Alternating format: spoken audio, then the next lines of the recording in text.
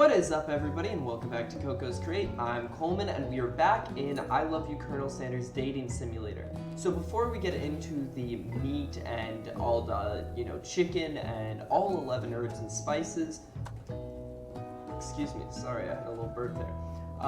That is not what I was waiting on. But I'm gonna make a quick announcement. So if you're seeing this video, it's up on a Wednesday, hopefully, otherwise something's gone horribly wrong. I am also going to upload these videos on Friday as well, just to kind of, pick it up, because otherwise we may be here for a while. And, I got other things I want to do. Minecraft Story Mode has been recommended to me, so I want to be able to play through that. So I'm making sure I have time for that as well. So just so you know, there are going to be 2 episodes a week now. And I think we're ready to get back in. We had chosen Colonel Sanders as our partner for today's cooking assignment, and Sprinkles is about to tell us what that is. Alright, you two.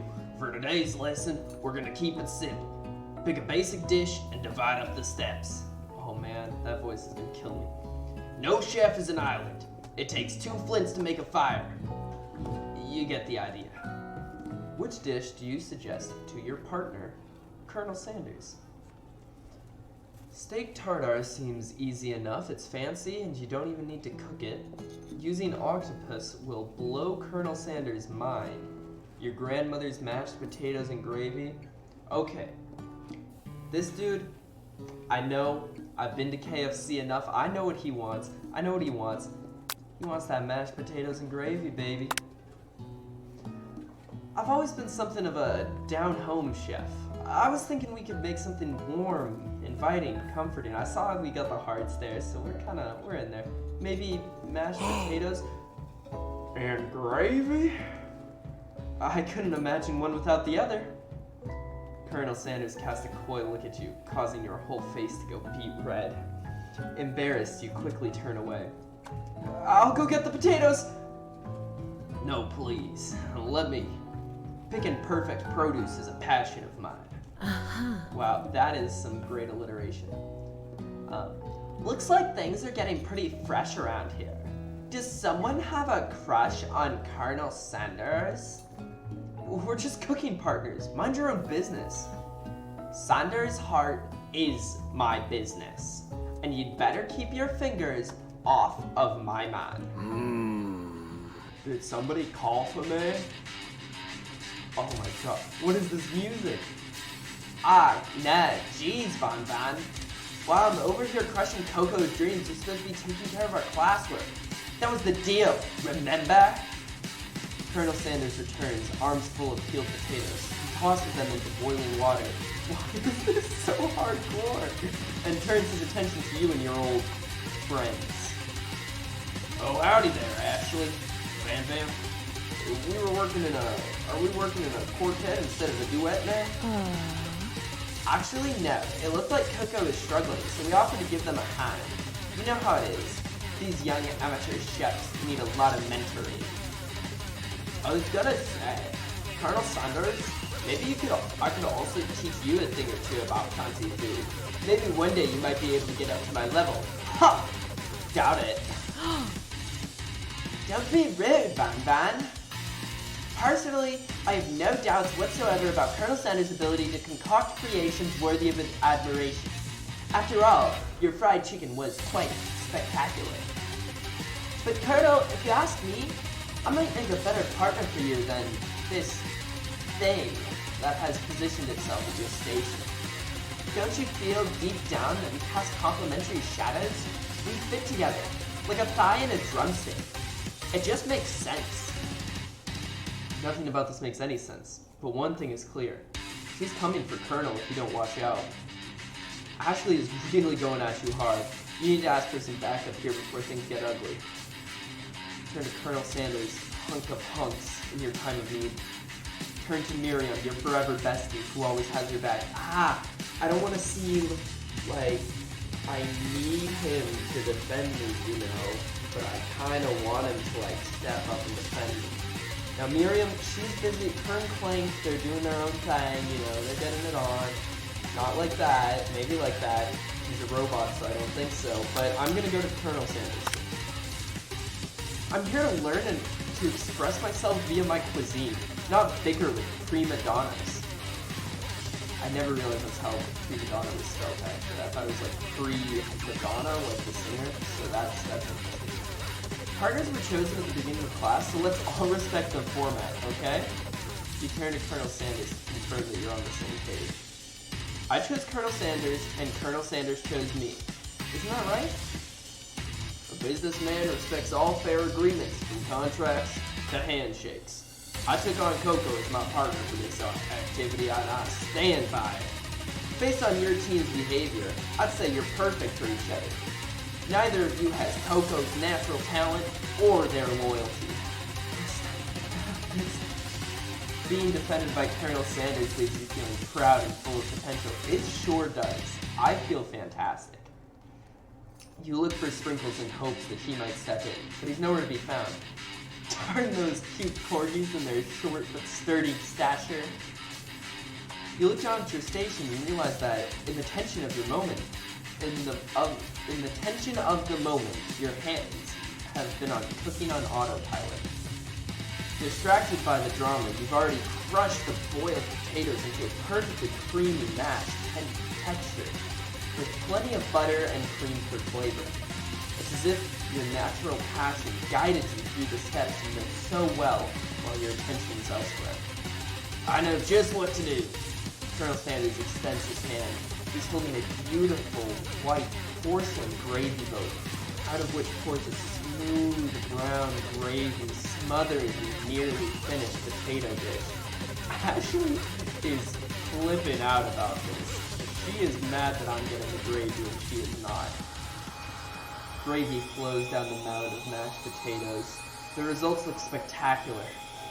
Granny would be very proud. Colonel Sanders holds a spork out to you. You reach out and grab a hold of it, but he doesn't immediately let go. The two of you stand holding the same spork, and for that small moment, all of the madness and pressure in this crazy world stops. Your eyes lock. The moment is electric. Time stands still. If you love something, set it free.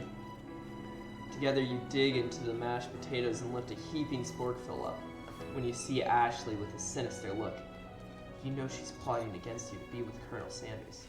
And then, filled with rage, and without thinking, you fling the sporkful of mashed potatoes right into Ashley's stupid, beautiful face. Van! Do something! Do something! Scooping up a fingerful, Van tastes the dripping mashed potatoes and gravy and realizes that it's delicious. Horrified by this revelation, he slinks away. Will he ever be able to cook something with so much love and integrity? Hold on there, right there, Coco. We do not waste food in the broom cooking arena. Colonel Sanders, I expect better from you. If you throw one more spoonful, you both better be prepared to eat it from wherever it lands. Can I have potatoes on face? Van rushes back, a covered dish in his hand.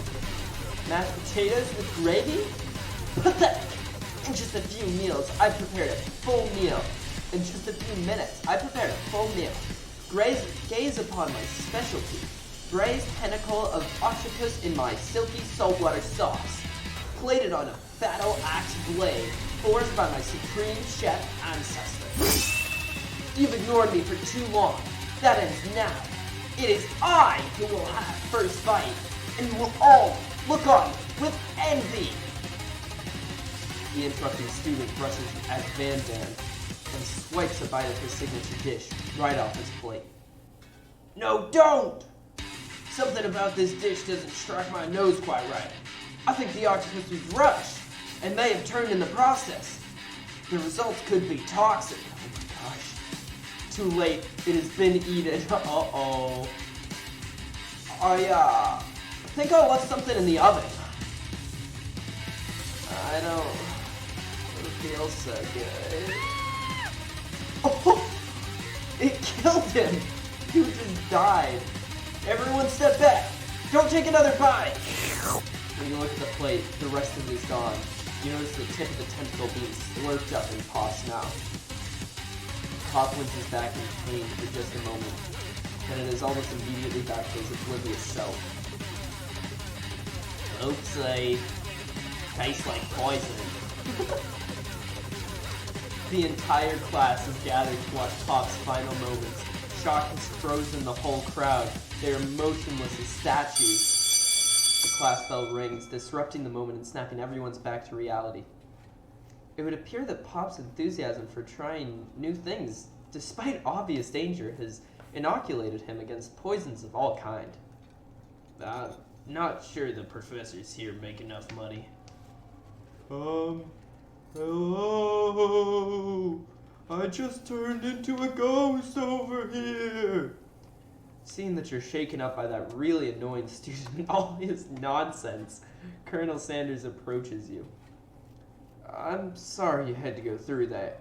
Please, let me walk you home. What? Like, for real? Oh, come on.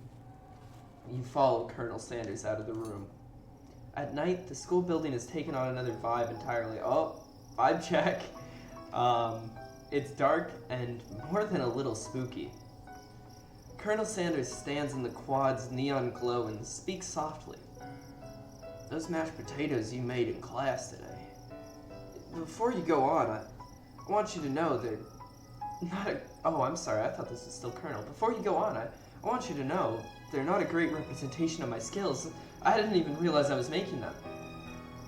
They were amazing. Tasting them, it reminded me why I became so passionate about food to begin with. Oh God, is my food gonna make him cry? Colonel Sanders is getting choked up. Cooking is obviously important to him. In a way that you find inspiring. Now might be the perfect time to tell him you're developing feelings for him. Colonel Sanders? Yes, Coco? There's something I need to tell you. Hold it right there. There's something I need to tell you first. Oh, jeez. You see, when I was just a boy, I had a dream that one day I would be the greatest chef the world has ever seen. And every day since, I've been working towards that dream. Day and night, never stopping, never resting. Also, lifting a lot of weights. Like, so many weights. We should follow our dreams with all of our hearts, that our soul may grant them like wishes floating on a shooting star. Hey, no, you... Shut up! I'm the one here to say inspirational stuff and be the star of the story! Oh gosh, he's going Super Saiyan over here. Are we forgetting that your cooking literally killed a guy? You can't prove that! I also saw you kill that guy. What was his name? Somewhere in the distance you hear a long, sad sigh. Forget him. We're talking about me. Me. I'm the hero.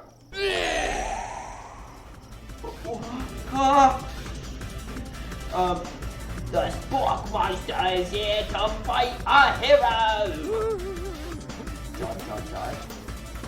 I think I left the fridge door open. Later, nerds.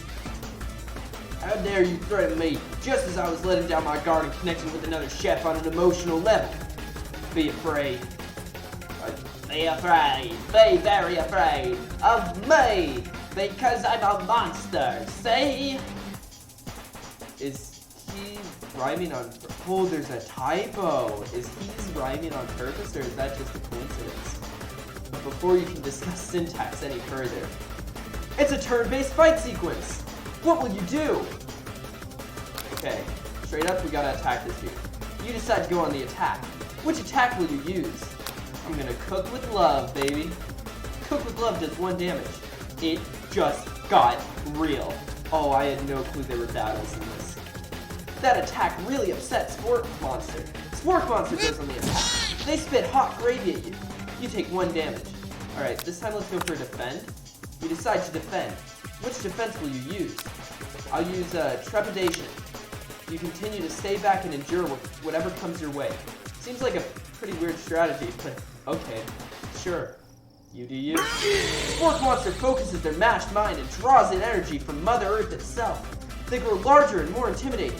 How will you respond? Alright, we gotta attack. Defending, we gotta get on this dude. Which attack will you use? Cook with Love. Cook with Love does 1 damage. Spork Monster is no quitter. Buffed up and ready to rumble. They go on the attack once again. Spork Monster uses Utilitensum. It takes 2 damage from, you take 2 damage from the attack. If you take much more damage, you're not gonna survive the battle. Okay, we gotta attack. You decide to go on the attack. Let's Cook with Love. Does 1 damage. It's oozing cheese sauce onto the lawn of the quad. I wonder if he's gonna have to clean that up. Feeling vulnerable, Spork Monster prepares for its ultimate attack, Rounded Edge. Vile villain, your reign of terror stops here. Colonel Sanders summons the energy of 1,000 chickens. Hot Pie Power Pinch! Oh my gosh, look at his chest, wow. Hot Pie Power Pinch does 10 damage. Spork Monster is defeated. You saved me! An injured Spork Monster spews steam into the night. Ooh. You know what? We're gonna spare him. We're gonna spare him. I think Colonel Sanders likes a merciful man. You managed to tamp down your disgust at the sight of this gnarly beast long enough to realize that he is still a living creature with a pure soul. He deserves your pity, not your wrath. Be gone, beast! And don't you dare come back for a follow-up encounter tomorrow. I won't forget this, but I certainly won't be back, like you said. Something tells me he will or somebody else will. The Spork Monster scuttles off. The defeated monster left behind a special item. It appears to be a cookbook at first, but upon closer inspection it's so much more. It's a book of magic spells with a golden chick on the cover. You open the cover and find a library card tucked inside. The last name to have signed it out is Coco. Orko. That name sounds strangely familiar. Your blood is that the name of, is that like Sprinkles' first name? Borko Sprinkles or something? Your blood is pumping as you stand in the quiet of the night, holding the mysterious book in your hands. Or is that the weird student? I doubt it's the weird student. As you come down from your battle buzz, you realize that your final attack has left you completely defeated. The world around you begins to fade away. Without any energy to keep your eyes open, darkness overtakes you. Whoa. The image of Colonel Sanders flashes before your eyes as you fall asleep. He must have helped you to get home. In your tired state, you don't know if you could have made it without him. What a guy. I also just noticed I think you guys should be able to at least see some of this, but I noticed the K-pop poster over here. That's really interesting. You want to thank him, but you don't have the strength to utter a single word. You feel your covers being pulled up over you as you are tucked in tightly. Good night, my Colonel. In your dream, you're together with Colonel Sanders. For some reason, Sprinkles is also there, instructing your love. Dreams are weird. Oh, that's beautiful. You awake on day 2 and attempt to process the wild visions you had. Were they memories or premonitions? Alright, so we are going to start day 2 in the next episode. So if you like this video, go ahead and drop a like. And if you didn't like this video, it's okay to dislike it. But if you dislike it, please let me know in the comments below why you didn't like it. You know, if you thought I handled the Spork Monster battle poorly or something like that, let me know. And I'll be sure to try to fix that as much as I can in future episodes. If you want to see more of my content, go ahead and hit that subscribe button and ring that little dinger bell, and YouTube will send you a notification of whatever I post whenever it is. You'll be the first to hear about it. Also, if you want to know more about Coco's Create behind the scenes, if the video is running late, you want to know why, go ahead and follow the Instagram. There's a link to that in the description. So I'll post on there different things, and that's pretty much all I have. So if you like this video, go ahead, leave a like, and all that stuff that I already said. Jeez, I'm so sorry, that was embarrassing. But yeah, I'll see you in the next one. Bye.